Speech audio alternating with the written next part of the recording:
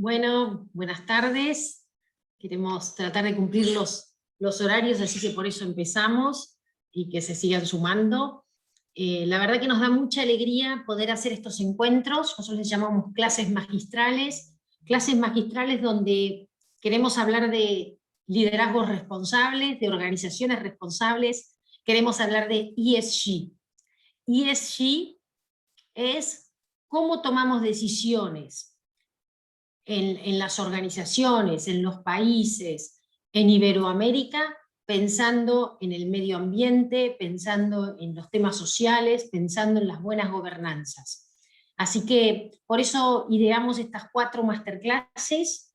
La primera fue el martes, donde hablamos de gobierno corporativo, perspectiva de género, tuvimos oradores maravillosos y bueno, en breve vamos a poder compartir los aprendizajes de esa primera sesión. Esta segunda sesión vamos a hablar de los factores sociales y las diversidades en las organizaciones con expertas. O sea, hemos tratado de elegir las mejores personas para hablar de estos temas y por eso le llamamos clases magistrales. Las mejores y diversas también, ¿no? Diversas, si bien somos mujeres, queremos mujeres que sean ex vicepresidentas, queremos mujeres que sean representantes de Naciones Unidas, queremos, bueno, a Marcela Lomba, que es nuestra directora académica de los programas, así que bueno, no voy a hablar mucho más, porque en definitiva queremos escucharlas a ellas, y simplemente voy a presentarlas. Isabel de Saint-Malo se graduó en Relaciones Internacionales en la Universidad de Saint Joseph en Pensilvania, Estados Unidos, y obtuvo un MBA en la Nova Southern University. Tiene amplia experiencia en el trabajo con organismos multilaterales y gobiernos. Fue vicepresidenta y ministra de Relaciones Exteriores de Panamá entre el 2014 y 2019. Fellow residente del Instituto de Política de la Escuela Kennedy de la Universidad de Harvard en el 2019, del Instituto Aspen y de la Iniciativa Centroamericana de Liderazgo Cali. Miembro de GWL, Voices for Change and Inclusion, del Consejo Asesor de Women Political Leaders y del Consejo Editorial de Américas Quarterly. Y ella es hoy miembro de nuestro CIMED, es miembro del Consejo Iberoamericano de Mujeres en Decisión, mujeres que nos hemos unido, donde está María Noel también, para abrazarnos y para poder tener más impacto en nuestros países y en Iberoamérica en general. Después quiero presentarles a Marcela Lomba. Marcela es historiadora de la Universidad de Buenos Aires, licenciada en Administración de UADE y máster en Dirección de Empresas del IAE, y doctorada en Innovación Sistémica del ITBA, universidades interesantísimas de Argentina. En el pasado trabajó durante 15 años en la industria de la energía, llegando a ocupar posiciones de liderazgo en áreas de supply chain, trading y IT. En el ámbito académico fue directora de la maestría en Dirección de Empresas MBA de San Andrés, docente en esa casa de estudios y en el ITBA, Instituto Tecnológico de Buenos Aires, especialista en temas de desarrollo de carrera y género, directora de desarrollo de talento en Lee Hecht Harrison, y cofundó y actualmente es Managing Director de Evail Consulting. Es la directora académica del programa Mujeres en Decisión de la Fundación Flor. Nosotros la elegimos permanentemente porque es la mejor directora académica que podríamos tener para estos programas, porque está permanentemente repensando, revisando los conceptos y coordinando las actividades. Así que muchísimas gracias, Marce, por acompañarnos hoy, pero por acompañarnos todos y cada uno de estos días en la Fundación. María Noel Baeza posee un doctorado en Derecho y Ciencias Sociales de la Universidad de la República del Uruguay y una maestría en Políticas Públicas de la Universidad Johns Hopkins en Washington, D.C. Es directora regional de ONU Mujeres para las Américas y el Caribe. Con anterioridad fue directora de la División de Programas en la sede de ONU Mujeres en Nueva York, directora regional de UNOPS para América Latina y el Caribe, y previamente permaneció durante 8 años en el Programa de Desarrollo de Naciones Unidas. Antes de sumarse a Naciones Unidas, ocupó diversas posiciones en el Ministerio de Relaciones Exteriores del Uruguay. Lo interesante son los diferentes perfiles, y lo importante es que van a estar moderadas por Virginia Genovesi. Virginia fue una alta ejecutiva de una compañía muy grande, una de las más grandes de Argentina y del mundo. Salió de esta posición para fundar Sequentia y es consejera en Fundación Flor, pero además también una activa colaboradora permanente en temas de innovación, de temas digitales, y en la Fundación Flor está permanentemente aportándonos y acompañándonos. Así que bueno, nadie mejor que ellas para hablar de estos temas hoy. Yo les agradezco a todas las personas que se conectan, y sobre todo desde los distintos espacios. Me encanta que este sea un espacio a partir de la pandemia, que nos podamos conectar desde el lugar que estemos, desde el lugar que podamos, y bueno, compartir, seguir aprendiendo, entendiendo lo que sucede, para después ver qué vamos a hacer diferente mañana, pasado, individualmente y colectivamente. Bienvenidas.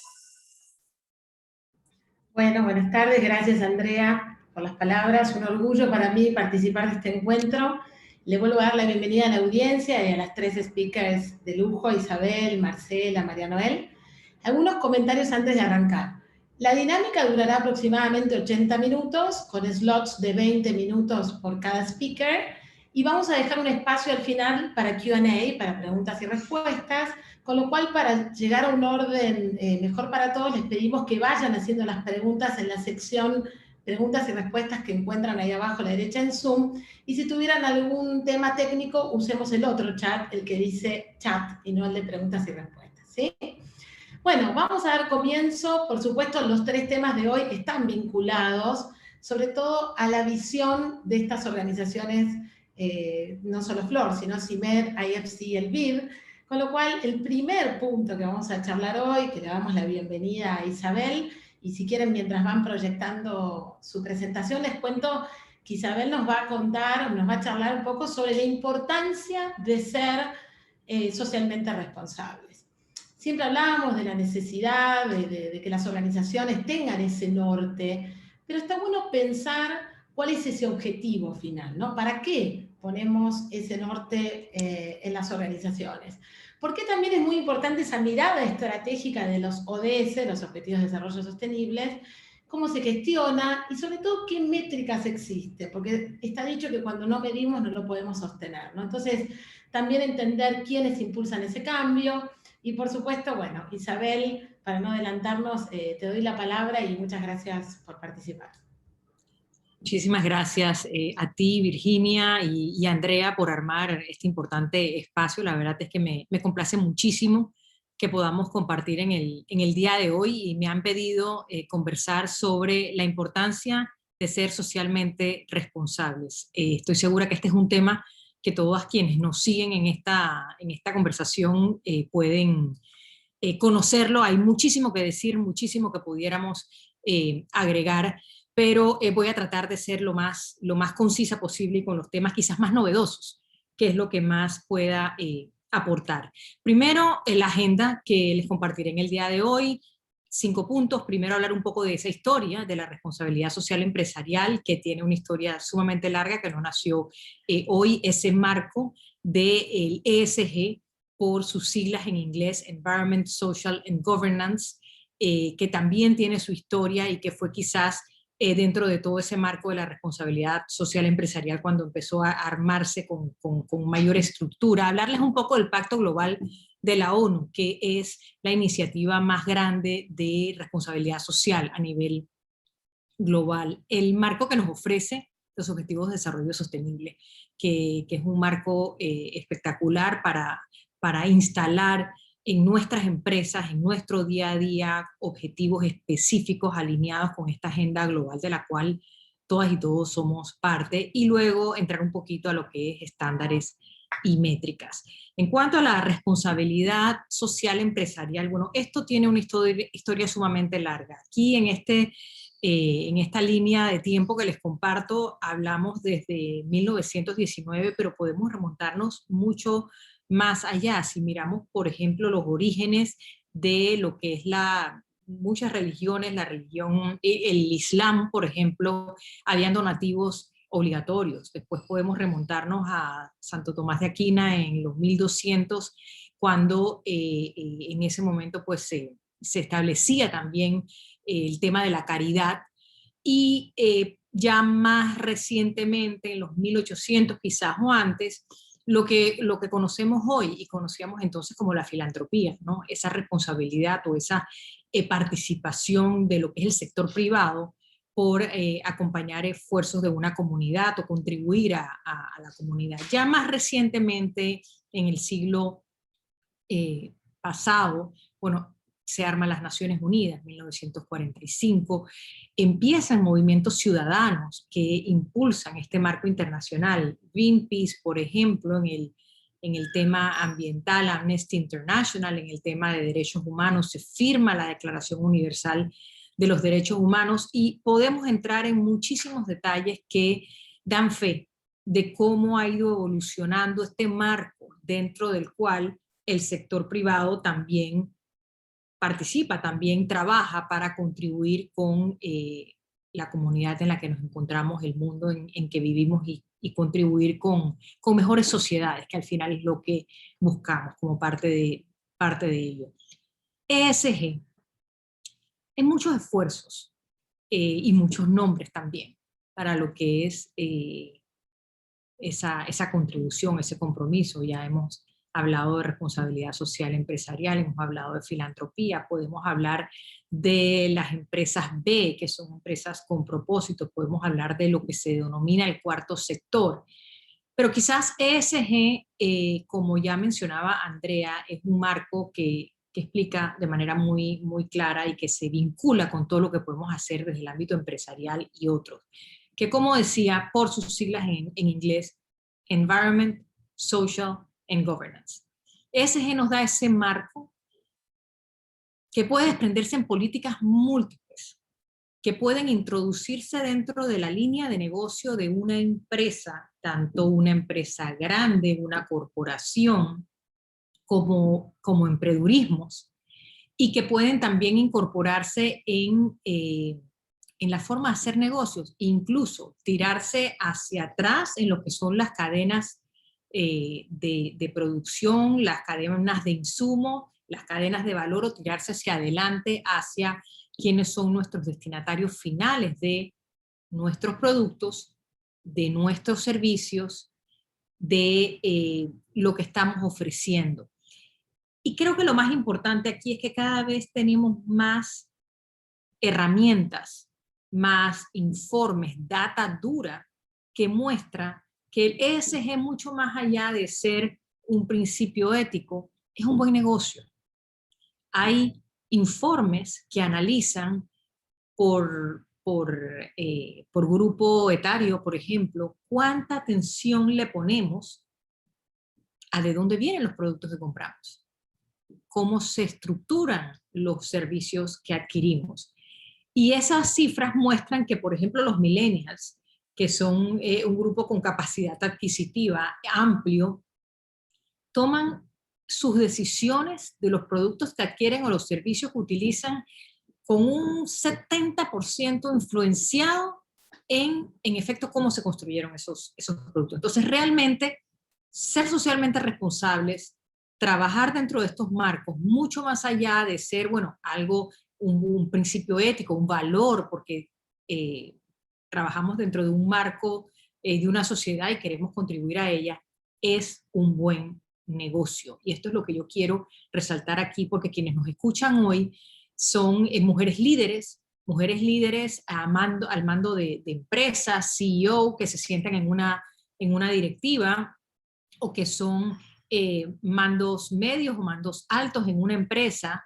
Y lo importante es que las políticas ESG, si bien hay muchas cosas que se construyen de abajo hacia arriba, Estas yo soy una convencida que hay que construirlas sobre todo de arriba hacia abajo, porque vamos a tener más fuerza. Es decir, cuáles son las decisiones que toma una junta directiva para incorporar estos principios en las políticas a lo largo de la empresa, cuáles son las decisiones de todo tipo de política. Quiero detenerme un poco en estos 10 principios del Pacto Global, que el ESG surgió de manera más estructurada quizás como para los 1990, pero en el año 2000 se firma el Pacto Global, auspiciado por las Naciones Unidas, una iniciativa que, a la cual pertenecen más de 160 países y más de 12.000 empresas de todo tamaño alrededor del mundo. Ese Pacto Global establece 10 principios.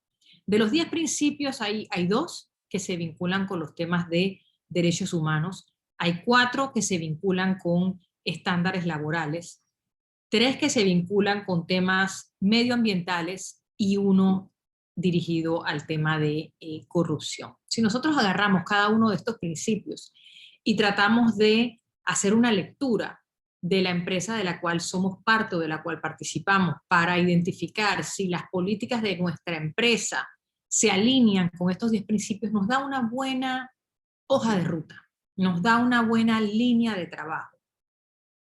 Hablando de estándares laborales, estamos asegurándonos que el trabajo que ofrecemos como empresa es un trabajo decente, estamos asegurándonos de respetar los derechos, estamos siendo conscientes de la importancia de esa sostenibilidad ambiental. En fin, los 10 principios son una herramienta poderosa para empezar a vislumbrar qué es lo que estamos haciendo, cómo lo estamos haciendo. Y por supuesto, los 17 Objetivos de Desarrollo Sostenible. Primero tuvimos los Objetivos del Milenio y en el año 2015 la Asamblea General de Naciones Unidas adoptó estos Objetivos de Desarrollo Sostenible que se desagregan los 17 objetivos en metas específicas, en métricas, en mediciones de impacto que nos permiten a todos, y quiero hacer énfasis a todos, porque si bien fueron nuestros gobiernos, recuerdo que estaba yo ya en el gobierno de Panamá como vicepresidente y canciller cuando se adoptó la agenda, y recuerdo haber participado de esa sesión en la Asamblea General de Naciones Unidas en Nueva York.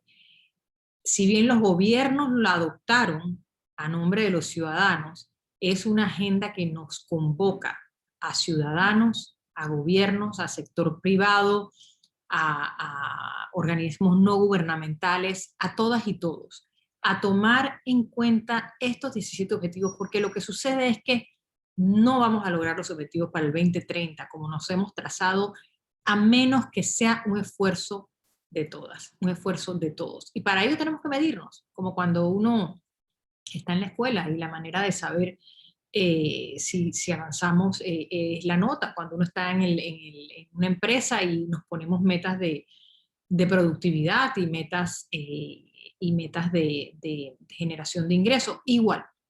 Entonces, estos objetivos, y a veces podríamos preguntarnos, bueno, pero ¿qué tiene mi empresa que ver con el fin de la pobreza, o con hambre cero, o con agua limpia?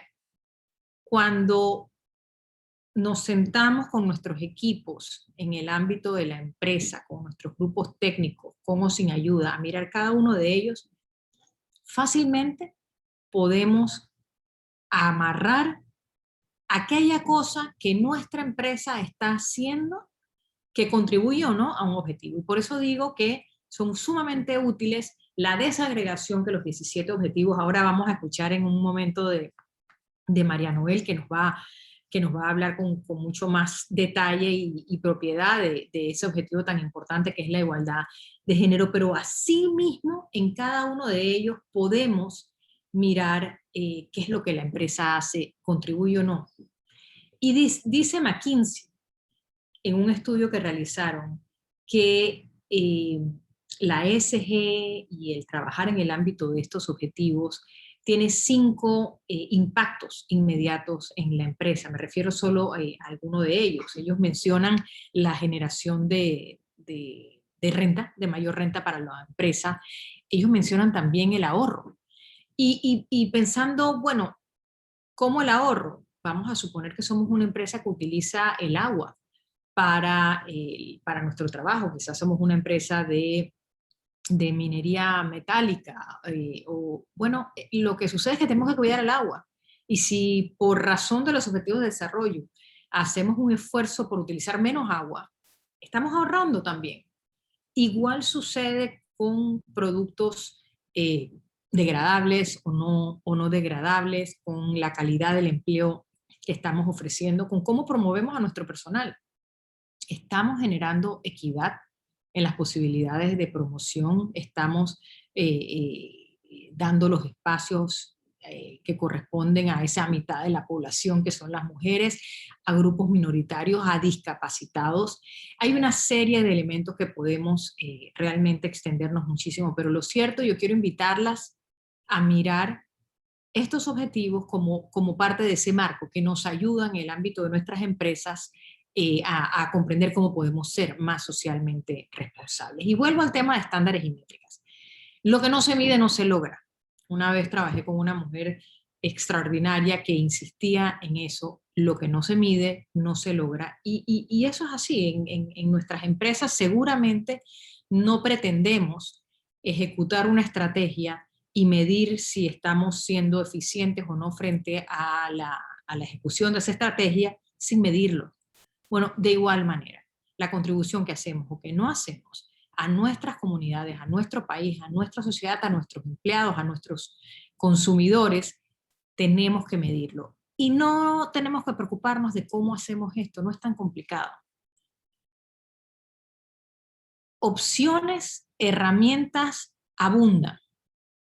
Y yo no creo que es tan importante cuál herramienta escogemos como es importante la periodicidad de la aplicación de esa herramienta de medición para vernos frente al espejo, ver nuestra empresa frente al espejo. ¿Estamos contribuyendo? ¿No estamos contribuyendo? ¿Cómo estamos contribuyendo? Y para hablar de algunos de esos estándares y métricas, bueno, podemos mirar lo que las asociaciones de profesionales de responsabilidad social en los distintos países tienen. Yo les aseguro que quizás no lo sabemos, pero todos nuestros países tienen algún ejercicio, o nuestras asociaciones empresariales que ya ofrecen alguna herramienta de medición. Pero bueno, si no queremos irnos a eso, sino a temas quizás más estructurados, bueno, y trabajamos con empresas consultoras que nos ayudan en la definición de nuestras estrategias, todas ellas tienen también sus propios estándares. Si miramos a McKinsey, si miramos a KPMG, Boston Consulting, Deloitte, todas ellas, porque este es un tema cada vez más importante, cada vez más los consumidores, los inversores, si van a invertir en una empresa, y podemos preguntárselo a cualquier empresa que de repente decide ir a la bolsa pública y poner sus acciones. No lo podemos hacer si no tenemos métricas específicas que muestran nuestra contribución o nuestro costo. No solo ya financiero, sino también con objetivos más grandes como los objetivos de desarrollo sostenible y las mediciones de impacto. Y de igual manera podemos irnos a los organismos multilaterales, el Banco Interamericano, la CAF, las organizaciones de Naciones Unidas, ONU Mujeres, PNUD, todas ellas tienen herramientas diseñadas específicamente para tener claridad sobre estándares y métricas. Y tenemos que ir hacia formar a nuestro personal y crear los espacios dentro de nuestros equipos para poder hacer esto. Quiero referirme específicamente a estos estándares de impacto que recién salieron hace un par de meses, desarrollados en conjunto entre el PNUD y la OCDE. Son 3 indicadores específicos. Uno de ellos diseñado para lo que es capital privado, otro para lo que es medición de bonos y un tercero para emprendimientos. ¿Por qué quiero hacer énfasis en estos estándares? Porque muchos estándares se mantienen en objetivo y hemos visto, he tenido la oportunidad de colaborar con María Noel en todo el esfuerzo de promoción de inversión con enfoque de género, y sí hemos visto cómo el sector privado cada vez más se suma a estos compromisos a nivel de principios. Pero estamos también ya yendo al tema de cómo esos principios los trasladamos en acción, cómo medimos específicamente. Entonces, estos estándares que estoy poniendo en pantalla son estándares prácticos que permiten ir a mirar en cada una de estas industrias específicamente cómo son esos elementos en cuanto a la gobernanza de la empresa, en cuanto a lo que es el enfoque de gestión, en cuanto a lo que es la transparencia. Estos estándares, insisto, no son los únicos, hay otros. Lo importante es identificar con cuál vamos a empezar a trabajar, para a partir de ellos tomar decisiones internas y contribuir a transformar en acción el compromiso del sector privado con los objetivos de desarrollo sostenible, con los objetivos ESG, para asegurarnos de que somos una empresa, un equipo que no solo busca la generación de rentabilidad de ingresos, sino que también estamos para tener mejores resultados, para contribuir con mejores sociedades, contribuyendo con el espacio en el que nos desenvolvemos. Y aquí estamos hablando de América Latina. América Latina es una región, y ya con esto termino. América Latina es una región con unos niveles de desigualdad enormes, con altos niveles de pobreza todavía. La pandemia ha desnudado esa realidad. Y el sector privado tiene más habilidades que el sector público. Como países todavía enfrentamos muchísimos obstáculos en el ámbito público, y el sector privado tiene posibilidades, y tiene que ser una alianza público-privada que nos permita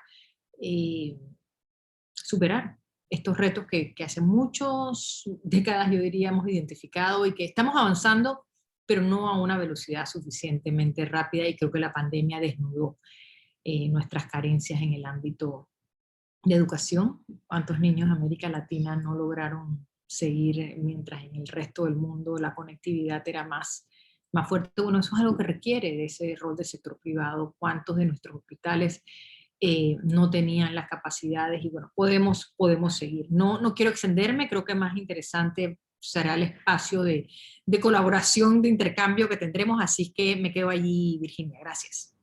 Muchísimas gracias, Isabel, muy interesante. Un pequeño call to action, Isabel. Si tuvieras que en 2 palabras decirle a las organizaciones que te estuvieron escuchando algunas recomendaciones para hacer ese camino hacia ser organizaciones más responsables, ¿qué les dirías? Yo diría 3 cosas. Lo primero, el momento es hoy. El momento es hoy, ahora. Lo segundo que yo diría es, cada uno de nosotros puede poner su grano de arena. No es un tema solo de quienes toman las decisiones, es un tema donde todos podemos incidir.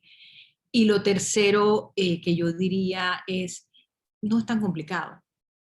Seguro muchas de ustedes ya están en este camino. Pongámonos el objetivo de avanzar algunas cosas adicionales ya, y si no están la empresa o los grupos o los equipos de los que somos partes en este camino, entonces tomemos la decisión de entrar, y veremos que una vez que estamos en ese caminar, es un universo espectacular que ofrece muchísimas oportunidades de más negocio, oportunidades no solo de contribuir, sino seguir mejorando y de generar mayores negocios e ingresos. Yo diría eso, Virginia. Clarísimo, gracias Isabel, muchísimas gracias. Bueno, continuamos ahora con la segunda parte. Mientras Marcela Lomba, si querés ir proyectando, les voy contando que Marcela nos va a exponer sobre temas de diversidad en las organizaciones. Un poco, no solo los tipos de diversidades, sino la relación que tiene con el mérito, las interseccionalidades, que es un tema que últimamente está muy en la agenda de las organizaciones, y el tema de cupos, que tiene su controversia en ese sentido, ¿no? Pero antes de darle el paso a Marcela, el otro día leía un paper de McKinsey que se llama Diversity Still Matters, que después se los podemos compartir, que ellos decían que en la pandemia, cuando por supuesto las economías se tengan que recuperar, la diversidad va a ser cada vez más crítico como tema en las organizaciones. No solo para esa recuperación de las economías, sino porque hay otros dos temas que son la resiliencia y la reimaginación. La resiliencia, que es esas habilidades que para el futuro y el cambio vamos a tener que estar dispuestos a que sea de las primeras, y creo que la diversidad, estamos todos convencidos que ayuda a una mejor resiliencia, y ni hablar para una reimaginación en este futuro que ya es el hoy. Así que Marcela, te doy la bienvenida y gracias por participar.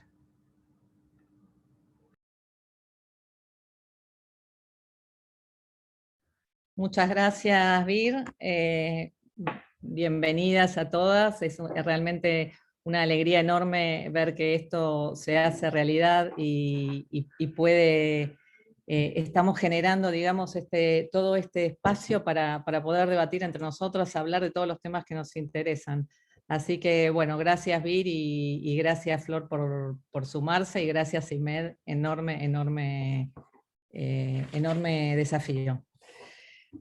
Bueno, la idea de repasar estas cuestiones hoy es que nos vamos a meter específicamente en el tema de la diversidad en las organizaciones y vamos a trabajar o a pensar un poco juntas, y por ahí las convoco a alguna respuesta desde el chat.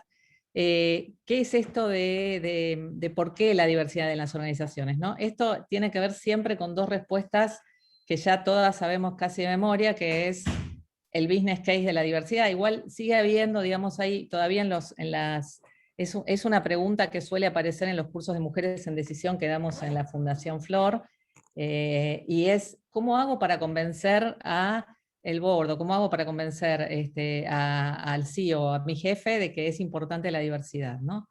Y estas dos grandes maneras, dos maneras, ¿no?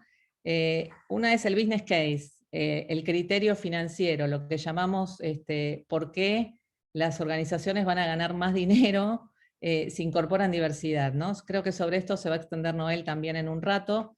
No me voy a extender mucho acá, solamente dos números les voy a dejar, y tomo exactamente lo que dijo Virgi, citando la fuente de McKinsey de Diversity Wins, que es una serie de estudios que ha hecho McKinsey a lo largo del tiempo, donde se va verificando precisamente esto, ¿no? Y ha hecho 3 informes, 2014, 2017, 2019, y lo que dice es que el business case sigue siendo sólido, sigue dando un mayor desempeño financiero para aquellas empresas que están en el cuartil superior de la diversidad y que muestran, digamos, un 25% más de rentabilidad, superior al promedio de la industria, que las empresas que están en el cuarto cuartil, ¿no? Este número, que ahora es 25, en el 2017 era 21 y en el 2014 era 15. O sea que en eso vamos bien.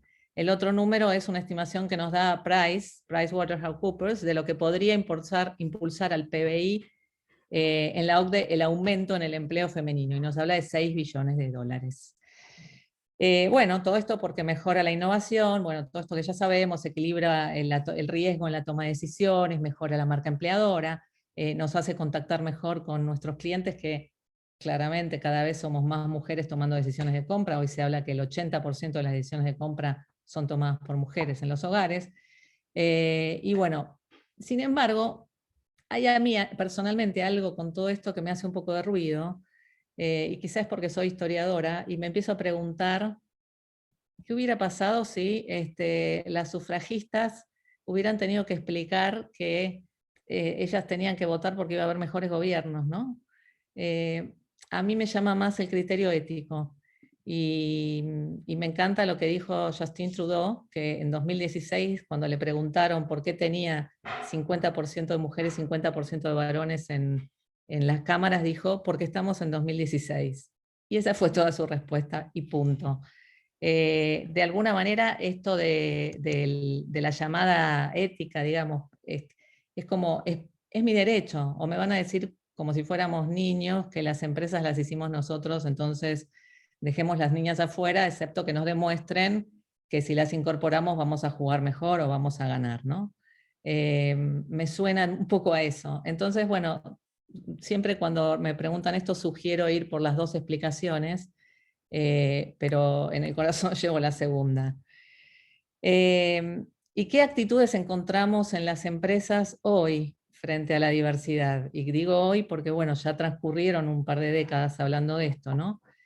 Y hay empresas que la están haciendo muy bien, que demuestran genuino interés en este tipo de iniciativas y se ven los resultados en el bottom line y también en el bienestar de las personas. Después hay un segundo grupo de empresas que son las empresas que se vuelcan a este tipo de iniciativas porque hay fondos, por conveniencia, digamos, porque pueden conseguir una certificación X, que son como incentivos, y que si no estuvieran esos incentivos, entonces quizás no tomarían estas decisiones de incorporar diversidad. Y hay muchas personas que se enojan con esto y dicen, bueno, pero es como el greenwashing, o el purple washing, o el rainbow washing, o whatever washing, que hacemos esto por la galería porque nos conviene. Y lo que queremos es personas convencidas totalmente. Pero en el interín y en el mientras, lo nuestro es una estrategia, es un diseño de estrategia y tenemos que ir teniendo la inteligencia de diseñar esa estrategia. Y si los incentivos funcionan, para eso están puestos, para generar acciones que funcionen. Entonces, por ahí no los vamos a convencer a este sí en particular, pero después vendrá otro que sí estará convencido y yo sé que esta es una dinámica de la realidad que es imparable y que va hacia ese lado. Y el tercer grupo es el que me preocupa porque sí es las empresas que hacen esto porque todos lo hacen, porque es una moda, porque hay que hacerlo o porque no saben muy bien por qué no. De esto creo que a lo mejor en todo lo que ve Noel en el programa de Ganar, Ganar nos puede contar, ¿no? Estas empresas que dicen que les importa pero están muy poco comprometidas, enfrentan lo que se llama la brecha entre el decir y el hacer, ¿no? Que aparece no solo acá, en muchísimos lados, está muy investigada. Pero, ¿qué hacen estas empresas? No miden, no ponen semáforos, no tienen gente que, no designan personas a cargo de las iniciativas de diversidad e inclusión, le restan fuerza, permanecen en el terreno de lo declamativo, ¿no? Algo así como ponen mujeres, porque bueno, es cosa de mujeres, que se entretengan con esto mientras nosotros nos seguimos ocupando del negocio, y entonces de alguna manera seguimos armando como un espacio muy centrípeto, muy endogámico, donde las mujeres hablamos de la importancia de tener mujeres, pero creo que ya la próxima etapa los necesitamos a ellos y necesitamos que la persona que lidere diversidad e inclusión sea un él. Por esto, ¿no? Porque bueno, tenemos que empezar a generar puentes, espacios comunicantes entre las paredes de cristal, digamos, donde tenemos a las mujeres en recursos humanos, en comunicación, en RCE, en diversidad, y a los varones en el área comercial, en el área de operaciones y en el negocio, ¿no? Bueno, esto se ve simplemente con estos números. Hay un 81, este es un datos de Mercer, el estudio se llama When Women Thrive, y el 81% de las empresas dicen, los números entre lila y amarillo representan números globales y números medidos específicamente para Argentina, ¿no? No sé si hay números regionales, no creo que se alejen mucho de los nuestros, porque la realidad de Latinoamérica en esto es bastante parecida. El 81% de las empresas dicen estar enfocados en mejorar diversidad e inclusión, sin embargo solo el 42% se preocupan en medir, en registrar, en documentar lo que hacen, esos avances, y solo el 17% tienen eso atado a incentivos de alguna manera, sean los bonos de los ejecutivos o de otras maneras, ¿no? Y los números para Argentina son claramente menores. Así que bueno, esto es un poco la situación que ilustra lo que estamos diciendo. ¿De qué diversidades hablamos cuando hablamos de diversidades? Las mujeres claramente, bueno, somos la diversidad, la minoría mayoritaria, ¿no? Acá Isabel me dice, Marcela, es un derecho, existe la hipocresía corporativa totalmente. La verdad es que para las mujeres es tan obvio esto, porque uno dice, nadie puede decir hoy día no consigo mujeres para determinado rol, para determinado puesto, como si no fuéramos el 51% de la población, el 60% de las egresadas en las universidades y en las maestrías, el 53% en los puestos de inicio de las empresas. Entonces creo que de todas las dimensiones de la diversidad de género de las mujeres es la más obvia. No pueden no verse, no hay forma de invisibilizarnos. Aún así, sí estamos invisibilizadas por un montón de otras cosas, ¿no? ¿Qué pasa con las otras diversidades? Las diversidades que tienen que ver también con el sexo y con el género, pero que están bajo todo lo que ahora es el paraguas de LGBTIQ, estas siglas extrañas que a veces nos hacen, para los que no estamos en tema, preguntarnos, ¿no? ¿Qué significan? Bueno, mucho del debate que pasa hoy en el feminismo pasa por cómo se relaciona el feminismo con estos otros colectivos que también son minoritarios, pero que no son el 51%, pero pueden ser tranquilamente más del 10% de la población. Y bueno, las letras LGIB hacen referencia a los conceptos de lesbiana, gay, bisexual, personas que se sienten atraídos por personas de su mismo sexo, que no se sienten atraídos por personas de su mismo sexo, perdón. Mientras que la T habla ya de la categoría de género, o sea, mientras la atracción sexual es una dimensión, si a mí me atraen las personas del mismo género de otras, y eso es la homosexualidad o la heterosexualidad, la cuestión del género pasa por la definición de género como aquellas expectativas que la sociedad proyecta sobre cada uno de los sexos biológicos. Entonces nace un niño y se lo educa, se lo socializa y se generan determinadas expectativas para ese niño que cumpla determinados roles y que tenga determinados comportamientos, lo mismo con las niñas. Las personas transgénero, esto, chicas, es todo otro universo para hablar, ¿no? Las personas transgénero son aquellas personas que nacen biológicamente con un sexo, pero se identifican con el género contrario, ¿no? Es decir, nacen con el cuerpo de un hombre, pero se identifican con el género femenino, o al revés. Los transexuales son aquellos que, además de ser transgénero, avanzan y se medican o incluso se operan para cambiar de sexo, y de ese modo adecuan sexualidad a cómo se sienten realmente. Y los travestis son simplemente personas que se visten y gesticulan como el género opuesto, pero pueden ser homosexuales, bisexuales, heterosexuales, trans, cis, lo que fuera. Cis y trans alude a cisgénero, las personas que se identifican con su propio sexo, transgénero las que no. La ida intersexual, este número es un número de la ONU, pero dice el 1,7% de los recién nacidos son intersexuales. Nacen con genitales de hombre y de mujer a la vez. Algunos intersexuales tienen una combinación de cromosomas que impide asignarle un sexo concreto, así que dice por ahí que hay tantas personas intersexuales en el mundo como pelirrojos.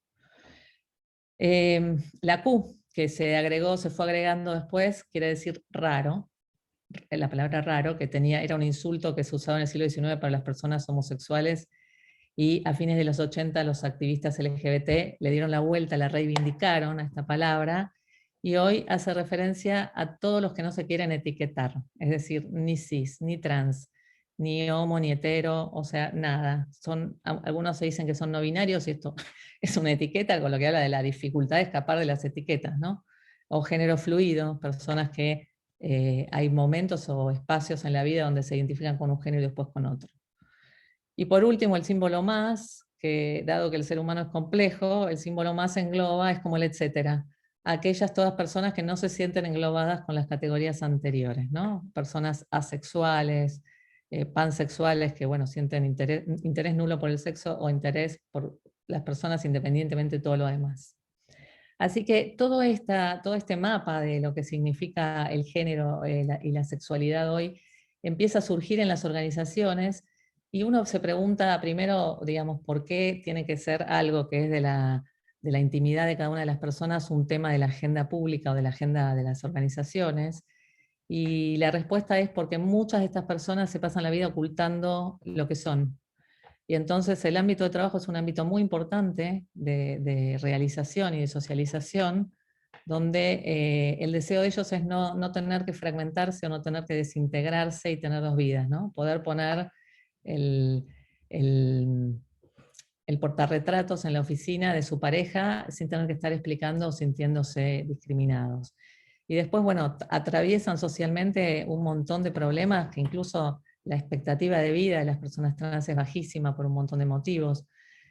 Así que bueno, es algo que avanza ahora en la lupa atrás del tema de las mujeres y muchas veces haciendo clash también con algunas corrientes feministas, especialmente las feministas de la igualdad y las radicales que quieren abolir el género precisamente porque dicen que si cualquier persona trans, por declararse solamente mujer, deja de tener importancia la sexualidad como biología, y entonces el colectivo mujeres, que es el colectivo del feminismo, objeto del feminismo, desaparecería. Toda una discusión que, bueno, a aquellos que les interese es muy, muy, muy, muy rica de escuchar a unos y a otros. El edadismo, bueno, ya esto avanza, ya está clarísimo. El envejecimiento poblacional impacta negativamente hoy sobre la sostenibilidad de todo el sistema previsional. La expectativa de vida a los 60 años de edad para las mujeres era 19 años más en el 2013, era en el 1990 y 24 años más en el 2013. O sea, ganamos 5 años de expectativa de vida a los 60. Y esto quiere decir que empieza a pensarse que hay que postergar la edad del retiro. Pero ¿cómo postergamos la edad del retiro si las empresas y las organizaciones no ven con buenos ojos a las personas de más de 45, ¿no? O más de 50? Y esta es toda una tendencia que está viendo ahora de la Silver Economy o la revolución senior, ¿no? ¿Cómo hacemos para integrar a las personas mayores de 45 o plus 30, plus 50, lo que fuera, pero los que están, digamos, en la etapa próxima al retiro, y que bueno, muchas veces se dice que compiten con las oportunidades laborales de los jóvenes. Y bueno, la base del progreso social no es que no haya adultos grandes, sino que haya precisamente diversidad, que los adultos mayores se complementen con los jóvenes, como la famosa película del Basante, ¿no? La de Robert De Niro. Hay una teoría sobre esto que es la de Sabicas, que habla de que, bueno, en cada momento uno tiene que estar haciendo algo, hasta los 14 crece, de los 15 a los 29 explora, entre los 30 y los 45 se establece, entre los 45 y los 65 se mantiene, y a partir de los 65 se disengage, se descompromete, ¿no? Se ajusta a la energía declinante. Bueno, esto es como un modelo que sigue estando permeando en nuestras cabezas, pero claramente ya no es, y yo tengo 57, todos los de 50 y pico nos sentimos 10 años menores. Esto es fruto de que ya no está registrando la realidad aquello que pasa internamente y socialmente en los grupos pequeños. O sea, los grupos grandes y la macro no está pudiendo en este momento focalizarse o registrar estas tendencias que están emergiendo a nivel micro, ¿no? Y que hay que poner.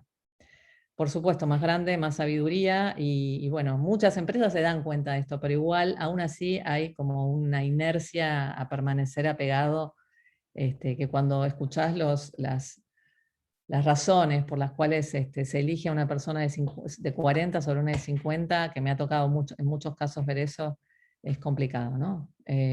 Bueno, ya está pensando en otra cosa, ya está pensando en el retiro, no va a tener tanta energía, y son de nuevo supuestos estereotipados, ¿no?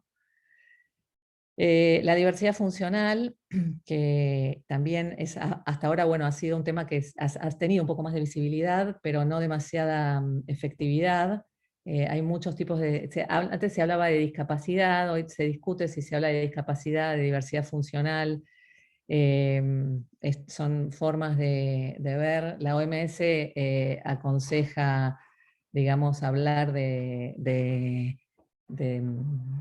diversidad funcional, es políticamente más correcto. Bueno, implica problemas que afectan a la estructura corporal en nuestro día a día y tiene que ver con discapacidad física o motriz para moverse, Y acá desde enfermedades, por ahí uno piensa, bueno, ¿qué te puede llevar acá? Y la esclerosis, la parálisis cerebral, hay millones, la espina bífida, millones de síntomas, de síndromes y de enfermedades que hace que el día a día de las personas se vuelva un poco más complicado, ¿no?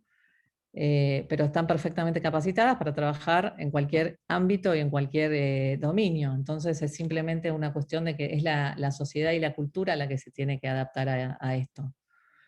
La discapacidad visual o la discapacidad auditiva sí por ahí generan algún tipo de restricción en los términos de lo que una persona puede hacer en determinada empresa, pero también las empresas hay muchas que están abriendo espacios para estos, identificando y qué manera de trabajar es identificar qué trabajos dentro de todas las descripciones de puestos que hay, agregar una línea pequeña en la descripción de puestos que diga que este trabajo lo puede efectuar, si lo puede efectuar alguien con discapacidad, alguna de estas 4 discapacidades o 5, ¿no?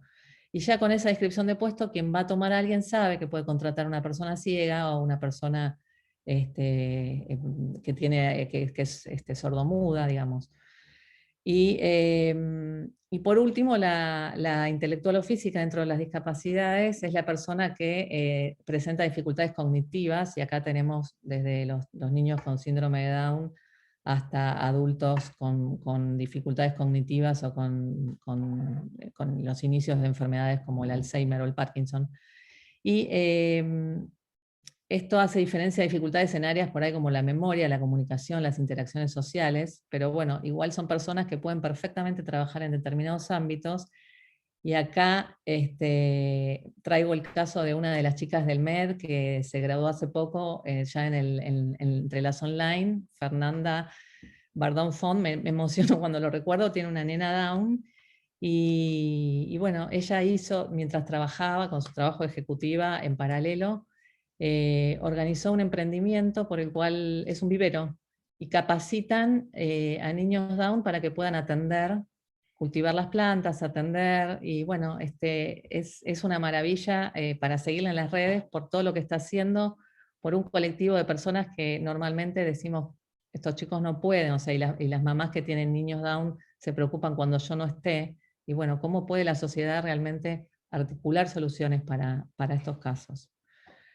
Bueno, tenemos el tema de la apariencia, El mito de la belleza de Naomi Wolf, un libro de 1990 que puso sobre el escritorio, la agenda, el tema del canon de belleza hegemónico, como se dice hoy, ¿no? Hay que ser alto, delgado, joven, blanco, y todo lo que no se adscribe a eso, bueno, hay que modificarlo de alguna manera o invisibilizarlo. Y entonces las mujeres nos ocupamos de invisibilizar y de esconder, y somos campeonas en el arte de esconder. Estrías, gordura, lo que no sabemos, el síndrome del impostor, pero bueno, hablando del canon de la belleza, ¿no? Las canas, la celulitis, la gordura, el rollo.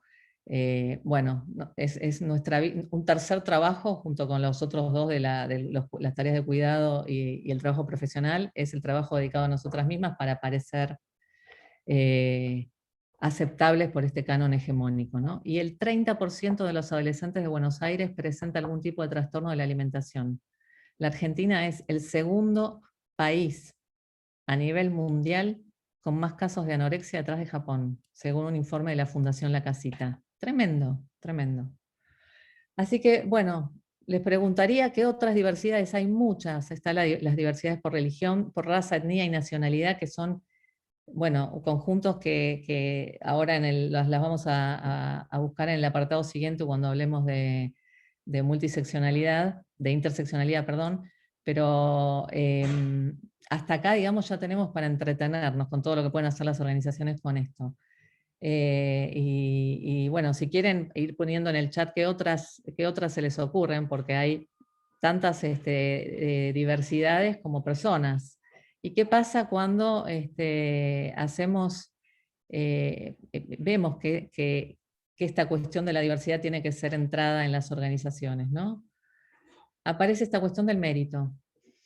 El mérito es una construcción, digamos, que aparece en 1958, escrito en un libro que escribió Michael Young, que se llama The Rise of Meritocracy, y lo gracioso de esto, si se quiere, lo irónico, diversidades socioeconómicas, absolutamente. Hola Marina, ¿cómo estás? Lo gracioso de esto es que Michael Young, cuando habla de la meritocracia, lo escribe este libro como una distopía, digamos, como enfrentándose con el sistema inglés de entonces, que tenía como castas de acuerdo con la educación que traían los chicos. Y en realidad lo irónico fue que después lo tomó toda la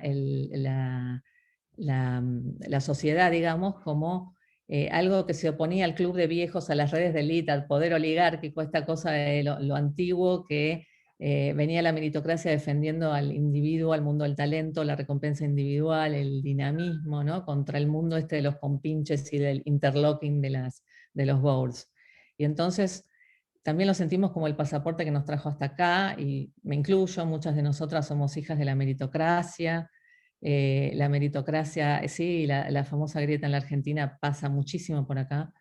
La meritocracia nos trajo donde estamos, nos permitió a mí ser hija de los colegios públicos, ir a una universidad pública.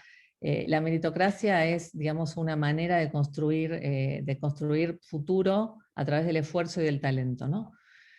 Pero, aquí unos temillas que nos trae. A esta altura pocos descreen de los beneficios de la diversidad, y muchos dicen, todos, que en su organización se recompensa el mérito. Y entonces escuchamos, por lo menos yo estoy cansada de escuchar, en esta organización es meritocrática y acá recompensamos el mérito. Y entonces se me arma un dilema en la cabeza a mí personalmente, que lo comparto, ¿no?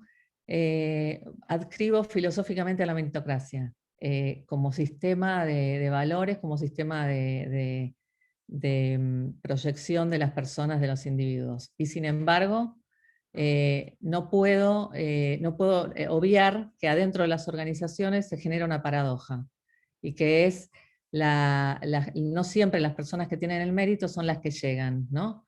Se interponen los sesgos, se interponen las heurísticas y se interponen las cuestiones que tienen que ver con todo aquello que nos ocupa, creyendo que nosotros somos meritocráticos, nos oculta que en realidad no lo somos tanto. Las personas no se ven a sí mismas como imparciales, y cuando se ven a sí mismas como imparciales, es mucho más probable que no se miren a sí mismas y que crean que pueden detectar el mérito. Y bueno, por eso está hoy todo el tema de los sesgos en la agenda de todos los que trabajamos por la diversidad, ¿no? Cómo hacer para que esto de que las discrepancias que hay en la elección de una persona, o en el mérito o en la elección de alguien para actuar de acuerdo con su mérito, sean transparentes y sean verdaderas, ¿no? Virgi, veo que prendiste tu cámara, quiere decir que estoy cerca del tiempo, ¿no? Sí, te pasaste un poquito, pero si podemos ya ir cerrando. Buenísimo. Listo. El último tema que quería tocar es el de palabra difícil, interseccionalidad. Y es un tema que empieza a aparecer, o que viene apareciendo ya hace rato, y habla de, esta es Sojourner Truth, que fue la primera mujer negra que habló de esto. Dijo, ¿acaso no soy una mujer? Cuando decían las mujeres no pueden hacer un montón de cosas porque su biología se los impide, entonces no pueden levantar pesos, no pueden hacer esto, no pueden hacer otra, y ella hacía todo eso, y dice, ¿acaso no soy una mujer? Entonces hay como un doble filtro acá, ¿no? Si sos mujer y además perteneces a otra minoría, y entonces aparece este concepto que en ese momento, digamos, no, por supuesto ella no lo habló, no habló de interseccional. Esto en la interseccionalidad aparece con Kimberly Williams, que teoriza sobre esto, muy relacionado con la historia del feminismo afroamericano, pero que nos habla de qué les pasa a las mujeres en particular cuando cruzan más minorías de una. O sea, muchas veces en los boards hay un lugar para las minorías o dos, y si vos perteneces a dos minorías juntas, tenés más chance, tenés el producto, no la suma, más chance de ser discriminado o de no ser oída, o de ser fruto de, digamos, de algún tipo de discriminación, ¿sí? De que no te escuchen o no te miren. Teniendo en cuenta esto de la realidad afroamericana que da lugar a todo esto, aparecen los elementos identitarios cruce como el género, la raza, la clase social, la capacidad, la orientación sexual, todo lo que hablamos, cuando actúan de manera simultánea, influyen en cómo nos presentamos y nos sentimos ante el mundo y cómo los demás nos miran, nos ubican, nos estereotipan. Y cuando pertenecemos a más de una de estas colectividades o de colectivos, esto es el producto de esto. Así que bueno, hasta acá quería llegar. Estos simplemente algunos de los libros que mencioné. Este de Bell Hooks, El feminismo es para todo el mundo, es una maravilla, desde precisamente la interseccionalidad. Y quedo abierta para preguntas. Gracias, Marce. Después las hacemos al final si querés. Súper interesante tu mirada, como siempre. Gracias. Bueno, mientras vamos proyectando el material de María Noel, nos va a contar sobre la equidad de género en las organizaciones, sobre cómo contribuye en el negocio cuando esa estrategia de género es parte de este norte. Así que, bueno, gracias, María Noel. Bueno, primero que nada, muchísimas gracias. Es un gran honor para mí estar con mujeres tan maravillosas. Muchísimas gracias a la Fundación Flor y a todas las que nos acompañan el día de hoy. La verdad que es muy interesante todo lo que nos ha contado Isabel y todo lo que hemos escuchado recién. La verdad que un placer estar con ustedes. Y bueno, yo quería contarles un poco por qué estamos trabajando para la igualdad de género en las empresas, en las cadenas de valor, y en general, por qué estamos impulsando los principios de empoderamiento económico de la mujer. No, yo comparto con los que nos decían anteriormente que no es solamente un tema económico, es un tema principalmente ético, moral, y es un tema que ya está, es 2021, no es posible que tengamos que esperar 120 años más. Yo creo que ya llegó el momento y yo creo que ya está en el imaginario de la gente, de los líderes, que es una obligación fundamental que la tienen que cumplir. Pero el problema es que no se cumple si no hacemos esto que estamos haciendo. Networks, sororities, hablar y sobre todo convencer entre nosotras, pero también a los hombres que tienen que dejar su fracción de poder y dejarnos actuar. Porque, como dice nuestro secretario general, es un tema de poder. Ahí tienen en la imagen los ODS, los Objetivos de Desarrollo Sostenible, que fueron aprobados por la Asamblea General de Naciones Unidas en el 2015, por todos los países miembros. Fue un consenso general. Y quiero explicar brevemente, bueno, un poco Isabel lo explicó, ¿no?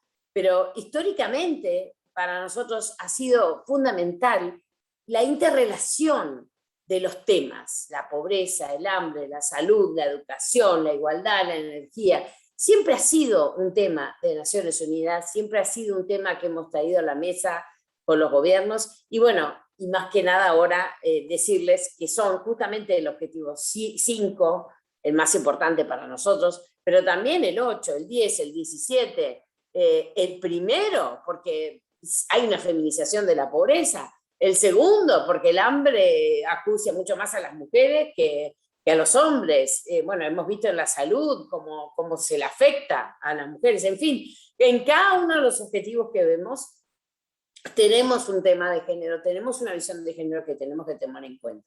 Pero obviamente el 5, nosotros somos los campeones y bueno, y queremos que se destaque más que nada. En los últimos años la sociedad civil, los gobiernos y Naciones Unidas estamos trabajando mucho más juntos y por supuesto ahora mucho más con el sector privado, ¿no?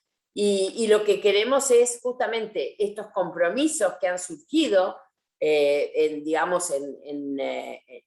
los ODS, estos compromisos mundiales que son tan importantes, ¿cómo lo vamos a hacer cumplir con el sector más importante de la sociedad, que es el sector económico, el que genera empleo, el que puede eliminar la pobreza, el que puede eliminar el hambre, el que puede impulsar mayor educación, salud, etc. Entonces, ¿qué es la realidad que queremos cambiar? Y miren esa foto que ahora van a ver, una foto muy interesante de todos los líderes mundiales. ¿Y qué tenemos? ¿Cuántas mujeres? 2 mujeres o 3. Bueno, una sola que líder, la señora Merkel. Pero volvé para atrás, por favor. Quería contarles cuál es la realidad que queremos cambiar. Bueno, la participación global en la educación superior. Miren los números, cómo han cambiado. El trabajo no remunerado. Nosotros hacemos 4 veces y media más trabajo no remunerado. ¿Y qué significa esto? Y esto lo quiero poner como el tema de mi exposición. Los cuidados. Los cuidados es como que el mundo se dio cuenta que los cuidados son importantes para el mundo. Es que sin los cuidados no puede haber una sociedad, no puede haber una familia. Y nosotros queremos decir muy claramente y en alta voz, los cuidados deben de reconocerse. El trabajo no remunerado, primero que nada, debe de reconocerse. Segundo, debe de redistribuirse. Y tercero, reducirse, para que la mujer pueda participar. Y también tenemos la brecha salarial, no nos olvidemos. Y Isabel fue campeona en esto cuando fue vicepresidenta de Panamá y lo sigue siendo. 23% a nivel mundial. Le pagan más a los hombres que a las mujeres porque evidentemente este es el tax o el impuesto más importante que nos pone el sector privado por tener hijos, por ser madres. Y no nos olvidemos que si no hay hijos, si no somos madres, no hay sociedades. Entonces nos ponen este impuesto invisible, este impuesto que nadie habla, pero que tenemos que hablar. Esta brecha salarial es lo más injusto que puede haber y tenemos que eliminar. Y miren lo que es la participación laboral, 49%, pero les cuento que con la pandemia vamos a ir todavía a menos. Lo que significa que los avances que hemos hecho vamos a retroceder. Y bueno, la CEPAL está diciendo que vamos a retroceder casi un 10%. Y bueno, y también miren lo que pasa con las mujeres en las 500 empresas de Standard & Poor's. Los CEO, 5%. En las empresas con mayores ingresos, 11%. En los consejos de dirección, 21%. Y quiero destacar que Panamá es el único país que tiene una ley que, por cierto, Isabel era ministra y vicepresidenta cuando se aprobó esta ley, que fue el Poder Ejecutivo que la propuso, que tenía que haber más mujeres en los consejos de administración. Y sin embargo, luego de 5 años de aplicación, solo llega al 19%. O sea, a pesar de que existe una ley, es muy difícil llegar a esa paridad, pero no es imposible. Y necesitamos mucho más marcos legales y necesitamos también mucho más voluntad política, ¿no? En fin, esta es la realidad que queremos cambiar, porque solo el 21% de los altos cargos en las empresas en la región están ocupados por mujeres. No es posible que siempre estemos en el 20%, con mucha suerte, ¿no? Y que tengamos que esperar 100, 200 años más, como dice el World Economic Forum, para que podamos tener este bueno. Así que seguimos, adelante por favor, la siguiente, bueno, es la de la foto que ya la vieron, y la siguiente, ahí está. Ahí quiero detenerme en las brechas y el COVID. Como les decía, un retroceso de 10 años en la participación de la mujer y hay una contundente salida de la mujer de la fuerza laboral, con una tasa de participación laboral que se sitúa en 46% en el 2020 y los hombres casi 70%.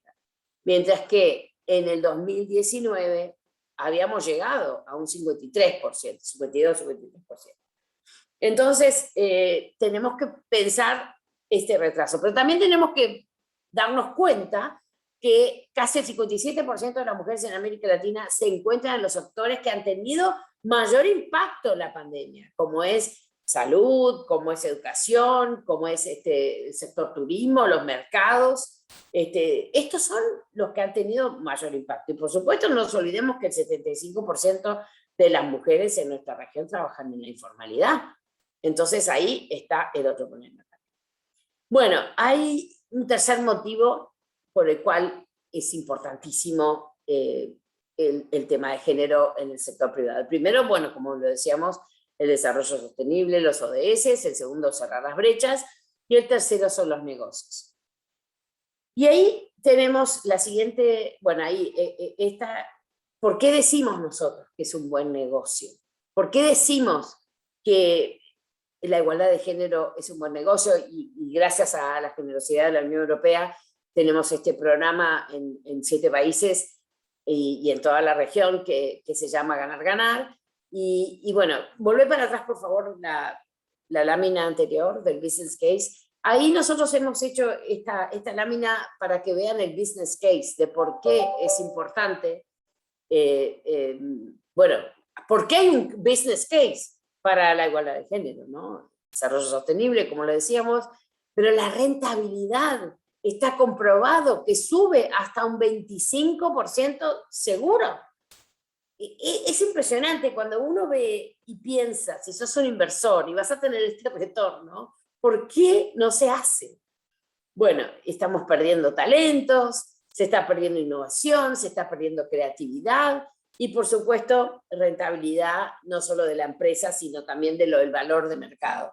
Y como lo decía anteriormente, las mujeres tienen casi el 80% de poder de compra en las decisiones, ¿no? de compra de bienes y de servicios. Por ende, es como una estupidez no pensar en esto, ¿no? Yo lo pienso y cada vez que lo pienso me hago este análisis, ¿no? ¿Cómo es posible que no se dan cuenta? ¿Cómo es posible que tengan esa miopía, ¿no? de no querer permitirle a la mujer ese espacio, ¿no? Entonces tenemos mayor productividad, mayor rendimiento, mayor capacidad de las empresas y mejor reputación. Y ni que hablar de lo que es, si estamos hablando en entornos de financiamiento internacional. Siguiente. ¿Por qué las empresas deben ser parte del cambio? Siguiente lámina. Ahí está, gracias. Porque las mujeres controlan, acá dice 65%, pero es 80%. Tenés toda la razón vos cuando decís que es 80%. Y bueno, la pérdida de talentos, el cansancio que las mujeres tienen de ser rechazadas, de ser discriminadas, y por supuesto, lo acabamos de publicar ayer en el informe que hicimos con Bad for Women, perdón, con Women Count y con Catalyst. Hay muchos mayores beneficios, hay investigaciones académicas claras, hay evidencia clara que las mujeres necesitan escaños en las juntas de administración, al menos 3, para poder ganar en esos beneficios financieros tan importantes, ¿no? Y bueno, fíjense lo que decía el World Economic Forum en el 2017 sobre el gender gap. Decía, reducir en un 25% la brecha de género en la participación económica incrementaría el PBI mundial en 5 trillones. Imagínense ahora con lo que se necesita este desarrollo, ¿no? Esta salida de esta pandemia, cómo se necesita tanto, ¿no? Es brutal. Por eso a mí me indigna cuando me dicen, bueno, no, que las mujeres que deberían estar en la cocina, que deberían estar cuidando a sus hijos y no estar pensando en estar en el mundo activo económico, ¿no? En fin, bueno, tenemos impactos financieros, como los estaba diciendo, pero también no financieros.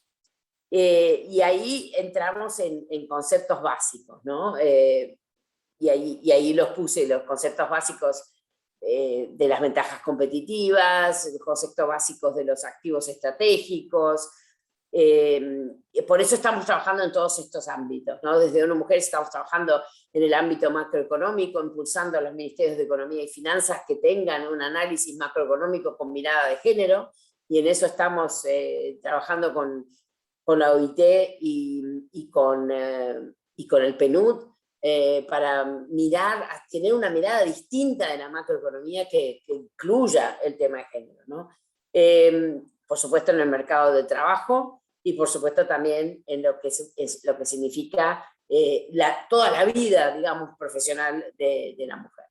Y como lo decía la oradora anterior, el aumento de las diversidades, porque las mujeres somos diversas, las mujeres tenemos toda esa diversidad que vos mencionaste y que vos definiste, y para nosotros es bien importante que este aspecto de la diversidad, de la inclusión, de la no discriminación sea fundamental, ¿no? Y bueno, impactos macroeconómicos, financieros e intangibles. Así los definimos, ¿no?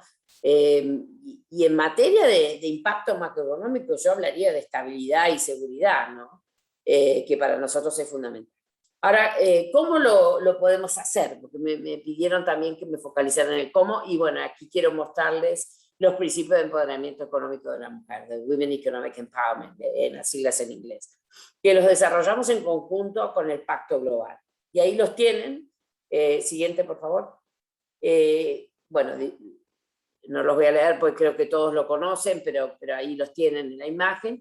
Ya tenemos 1.400 empresas en América Latina, en Argentina tenemos 700, y en el mundo tenemos alrededor de 5.200 empresas. Y estos son importantes porque son empresas que se están adhiriendo, ahí tienen cómo adherirse, tenemos una página especial que se llama webs.org, o si no por la página web de ONU Mujeres, que ahí van llegando. Es muy fácil adherirse, nosotros tenemos un pequeño proceso de due diligence para asegurarnos la empresa que se adhiere. También hemos abierto digamos, a cámaras de comercio, a asociaciones, a cooperativas, o sea, es más amplio que una sola empresa, ¿no?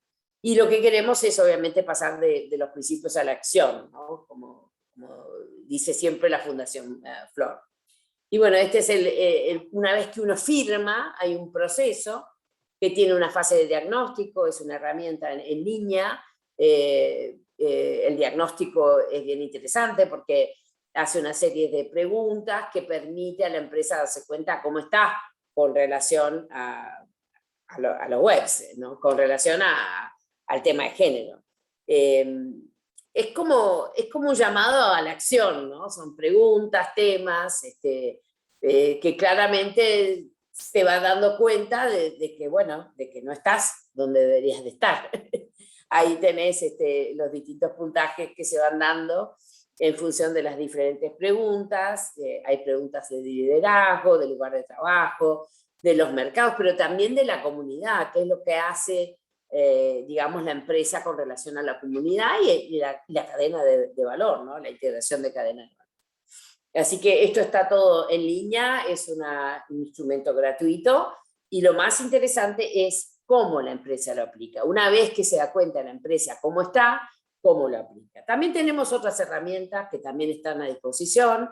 Estas herramientas tienen que ver con un Gender Gap Analysis Tool, que es que les estoy diciendo, pero también cómo están con relación al salario, cómo es la brecha salarial, bueno, en materia de adquisiciones, en todo lo que se refiere al procurement, también tenemos muchísimo desarrollado en materia de instrumentos y de políticas. Y bueno, ahí tienen una cantidad de elementos, de páginas web, que uno lo puede hacer self-paid en el canal de YouTube, y también hay una cantidad, muchísimos productos de conocimiento que hemos producido y que seguimos produciendo. Ayer, hoy presentamos sobre el financiamiento innovador con enfoque de género, cómo es esto en el análisis de cada país, etcétera, ¿no?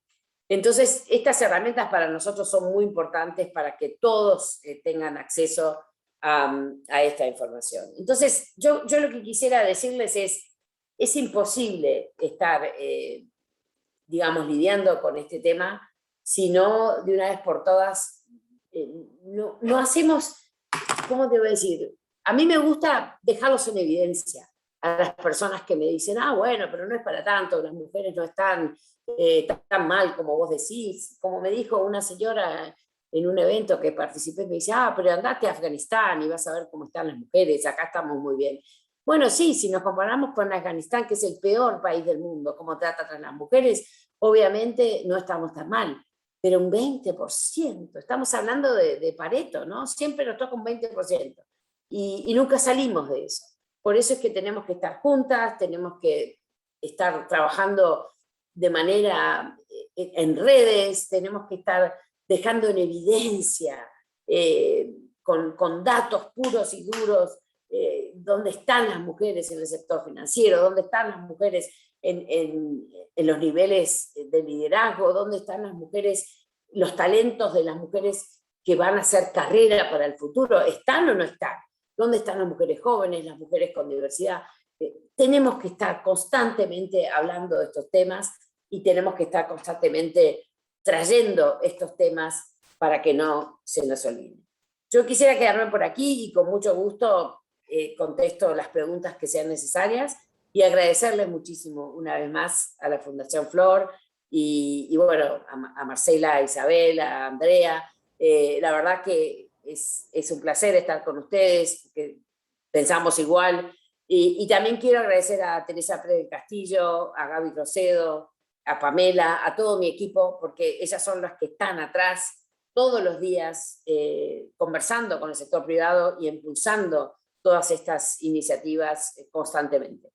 Y además Tere fue la que me ha ayudado a mostrarles estas láminas y a poder decirles, bueno, aquí estamos un grupo de mujeres y hombres, porque algunos hombres tenemos, muy preocupados por estos temas y bueno, felices de poder estar en esta red con ustedes. Muchísimas gracias. Gracias, María Noel, por tu energía y entusiasmo. Un placer, como siempre, escucharte. Gracias. Bueno, pasamos a Q&A 10 minutos y damos por concluido el espacio de hoy. Ya Isabel estuvo contestando por escrito algunas preguntas, pero acá veo una que me gustaría, Isabel, si la podés contestar en vivo para todos. Isabel Laura preguntó, en el caso de las pymes lideradas por mujeres, ¿qué indicadores básicos pueden iniciar a trabajar alineados a los ODS? ¿Podría el ODS 5 por ser parte de esta problemática? Gracias. Gracias, Virginia, por esa pregunta. Y en efecto le comentaba en línea que tanto una pequeña empresa como una gran corporación tiene primero que mirar en qué sector económico está. Los ODS son 17. De seguro, y creo que la presentación de María Noel ha sido espectacular, el ODS 5 seguramente todas las empresas lo pueden aplicar, porque sí hemos visto que esa mirada con lente de género no está presente en la toma de decisiones y necesitamos que esté presente. No voy a repetir todo lo que ha dicho María Noel, que se explica por sí solo. Pero más allá del ODS 5, que es uno de los que aplica seguramente a todas las empresas, hay que mirar un poco el sector económico en que la empresa se desempeña para ver cuál es más indicado. También comentaba que sugiero para las empresas que están iniciando en esto que vayan de menos a más. No tratemos de vincular nuestra empresa a los 17 objetivos de una. No. Esto puede abrumar de hacerlo de esa manera y al final compite con la generación de ingresos, la estrategia de negocio, el business plan. Entonces, yo lo que sugiero es agarrar los ODS y hacer una mirada rápida. De estos 17, ¿cuál veo más relacionado a mi empresa? Identificar 1, 2, máximo 3, para empezar con ellos y de allí, como les digo, lo que sobra es experiencia, buenas prácticas y hay que recurrir a esas herramientas, hay que recurrir a quienes ya han hecho ese camino. Y algo que yo veo que esta red lo muestra, las participantes tan activas lo muestran, es que quien está en este camino está tan entusiasmado que le encanta poder colaborar con otros que están empezando y compartir su experiencia. Entonces yo haría el llamado a que no tengamos temor ni reparo a entrarle y empezar a aprender, ya digo, de menos a más, para ver qué ODS aplica más específicamente y las ganancias, como decimos, los quick wins son importantes. Si hay un ODS que vemos que aplica directamente, que un pequeño cambio en la empresa puede generar un gran impacto, vamos con eso, porque eso nos va a permitir mostrarle a nuestros empleados, a nuestros colaboradores, a nuestros consumidores, el aporte que estamos haciendo. Y eso genera tanto entusiasmo que hace que el camino sea más fácil. Clarísimo, gracias Isabel. Valeria hizo una pregunta que podría ser para María Noel o Marcela, o quienes quieran también, Isabel, por supuesto. Dice, ¿qué opinan sobre la importancia del cambio de leyes laborales para poder generar la igualdad en el trabajo en la TAM? Lo consulto en el sentido de licencias por maternidad versus paternidad, por ejemplo. Independientemente de la capacidad, es una realidad que quienes se encuentran dentro del board de toma de decisiones consideran las licencias extendidas como un costo, lo cual sigue siendo un limitante y una diferencia a la hora de tomar mujeres versus hombres. ¿Consideran que son los gobiernos los que tienen que tomar la posta decretando leyes con igualdad de derechos, o es una responsabilidad de cada institución privada generar acciones de igualdad? Es de los dos, pero si no tenemos un marco legal, estamos con problemas. Porque otras regiones del mundo todavía no tienen esos marcos legales. Y yo creo en las licencias parentales. Obviamente, como madre, creo firmemente en la licencia maternal fundamental, ¿no? Yo creo que no podemos dejar a nuestros hijos a cuidados de otro cuando son tan pequeñitos, ¿no? Pero es fundamental también la licencia paternal, porque no podemos solas. Y además ese vínculo que se genera con el bebito cuando es tan pequeñito, con el padre, es fundamental. Es el amor compartido, es saber el niño que cuenta con los dos, es saber que existe una igualdad en el amor, en el cariño, en la atención que ese bebito recibe, ¿no? Que eso queda marcado en su vida. Por eso es tan importante ese involucramiento. Además está comprobado que un niño que recibe ese cuidado de su padre y de su madre es un niño que va a ser mucho menos violento, es un niño que no va a ir, porque no tiene esa rabia, que no contaba con uno de sus padres, ¿no? Con el padre en su crecimiento. Por eso es tan importante, y nosotros llamamos siempre la atención de las licencias parentales. Yo creo que tiene que haber leyes, primero hay convenciones de OIT, los países de la región las tienen que ratificar, son convenciones fundamentales, creo que la 182, si no me recuerdo, ahora me fijo, pero hay una convención importantísima que hace un llamado a los estados a que tomen la legislación de las licencias parentales. Segundo, necesita la ley, pero también necesita la aplicación de esa ley. Necesita que exista supervisión de los ministerios de trabajo. Necesita que exista una justicia administrativa si la empresa no lo cumple. Necesita un debido proceso, porque si no queda en la nada, ¿no? Es como la violencia en la política. Si uno quiere ser política y empiezan con los memes y con las cosas terribles como están pasando en las redes sociales y después no pasa nada, porque no hay justicia electoral, entonces, bueno, hay impunidad. Entonces necesitamos debido proceso para que no haya impunidad. Y necesitamos también leyes, convenciones internacionales, leyes y también la aplicación y el seguimiento. Y por supuesto, los directorios de las empresas necesitan tener como norte la felicidad de sus trabajadores. Necesitan tener como norte que sus trabajadores estén fieles a la empresa, que no tengan que salir de la empresa. Y para eso necesitan que las empresas cuiden a sus trabajadores. ¿Y qué más cuidarlos sabiendo que están generando una familia y que necesitan cuidar de esa familia? Gracias. Gracias, Marianel. Buenísimo. Bueno, por un tema de tiempo vamos a dar cierre a este encuentro. Agradezco mucho a la audiencia y, bueno, Andrea, te doy paso para el cierre. Bueno, agradecer la presencia y las esperamos el martes que viene porque esto sigue y queremos cada vez más estar juntas, como decimos, florear. Así que las esperamos el 3 de agosto a esta misma hora para hablar de financiamiento e inversiones. Tenemos otra vez unas panelistas y panelistas de lujo, así que no se lo pierdan. Y gracias por acompañarnos, gracias por florear. Muchísimas gracias a las 3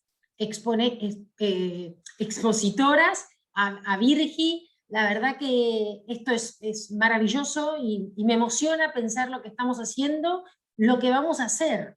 Lo más importante es el cierre el jueves que viene, armar un call to action y pensar juntas todo lo que podemos hacer. Así que, bueno, hasta el martes. Gracias a todas. Gracias a Gise, gracias a Rebe, gracias al equipo de Flor también.